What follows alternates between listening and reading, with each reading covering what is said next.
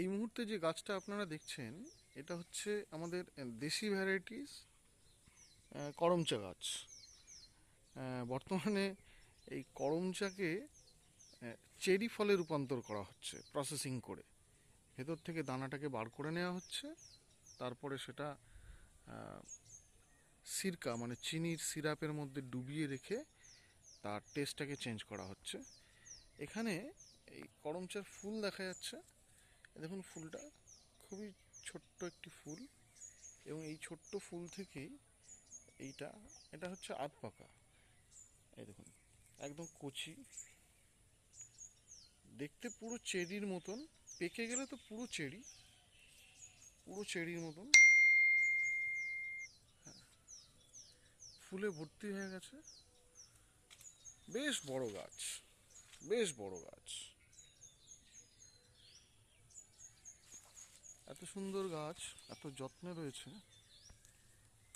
আর এইখানে খিরিস গাছ, খিরিস গাছে একটা মাধবীলতাকে উপরে তোলার চেষ্টা হচ্ছে। খিরিস গাছে অলরেডি ফুল এসে গেছে, এই নিচে ফুল ঝরে পড়েছে, শুকিয়ে গেছে ফুলটা।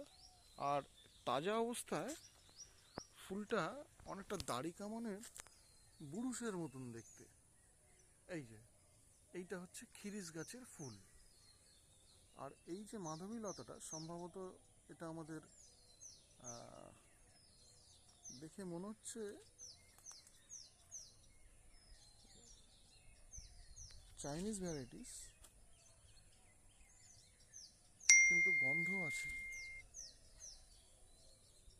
এটা আমাদের দেশি ভ্যারাইটিসই হবে, গন্ধ আছে এর মধ্যে। সাধারণত চাইনিজটাতে গন্ধ থাকে না, গন্ধ থাকে না বলে বাড়িতে লাগানো খুব সেফ। গন্ধ থাকলে তার একটা অসুবিধা আছে, এই গন্ধের সাথে পোকামাকড় আসে, আর পোকামাকড় আসলে সেই পোকামাকড়কে খেতে টিকটিকি গিরগিটি এরকম ছোট ছোট প্রাণীরা আসে, এই তাদেরকে খাওয়ার জন্য বাড়িতে সাপের উপদ্রব হওয়ার একটা প্রবণতা থাকে। তাই জন্য অনেকেই মাধবীলতা ভালো লাগলেও বাড়ির আশেপাশে মাধবীলতা লাগাতে চায় না। ওদিকে যাব, ওদিকে একটা কদবেলের গাছ আছে, ওই কদবেলের গাছে আবার একটা মৌটুসি, যেটা হামিংবার্ডের বংশধর, আমরা বাংলায় বলে থাকি মৌটুসি, খুব সুন্দরভাবে ডাক দিচ্ছে তার পার্টনারকে। এই হচ্ছে কদবেল গাছ। আমরা বেল খেয়েছি, পুজোতে বেলও দিয়েছি বিভিন্ন সময়, বিশেষ করে শিবের পুজোতে বেল লাগে। এইটা হচ্ছে কদবেল। এই কদবেল গাছে কাঁটা থাকে বেল গাছেরই মতন, পাতার বিন্যাসটা একটু আলাদা। বেল গাছেতে যেমনি তিনটি করে পাতা থাকে, এখানে তিনটি করে পাতা থাকে না, এখানে একাধিক পাতা থাকে। কোথাও 5 পাতা গোলাপের মতন, কোথাও 3 পাতা, কোথাও আবার 7 পাতা। এখানে 5 পাতা দেখা যাচ্ছে, আবার এইটাতে 7 পাতা দেখা যাচ্ছে। গাছটা বেশ বড়, গুঁড়িটা ভালোই মোটা। এখন এই মুহূর্তে কোনো কদবেল নেই, গাছটি ফাঁকা।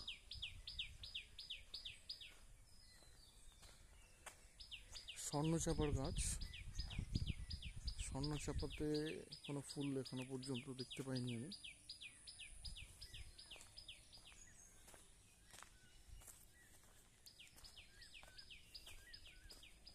এদিকে অল্প করে অর্গানিক একটা ফার্মিং করা হয়েছে। এই ঠিক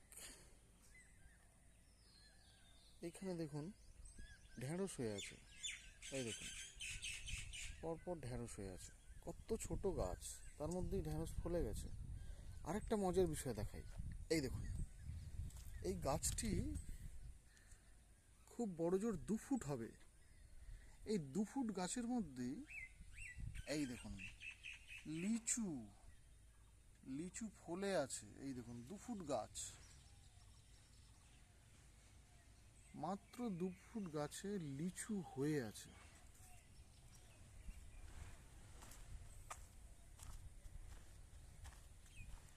দারুণ, খুব সুন্দর। ওদিকে কনস্ট্রাকশন চলছে আরও বাংলো বাড়ানোর জন্য। ওই উপরেরটা সম্ভবত ক্যান্টিন, ওই যে শেড দেওয়া।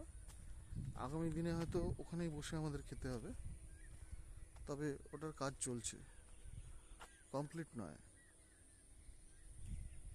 প্রজেক্টটি দারুণ, আপনারা আসতে পারেন। আমি ডেসক্রিপশানে দিয়ে দেবো জায়গাটি কোথায়। এটা বীরভূম কঙ্কালীতলার কাছাকাছি একটি জায়গা।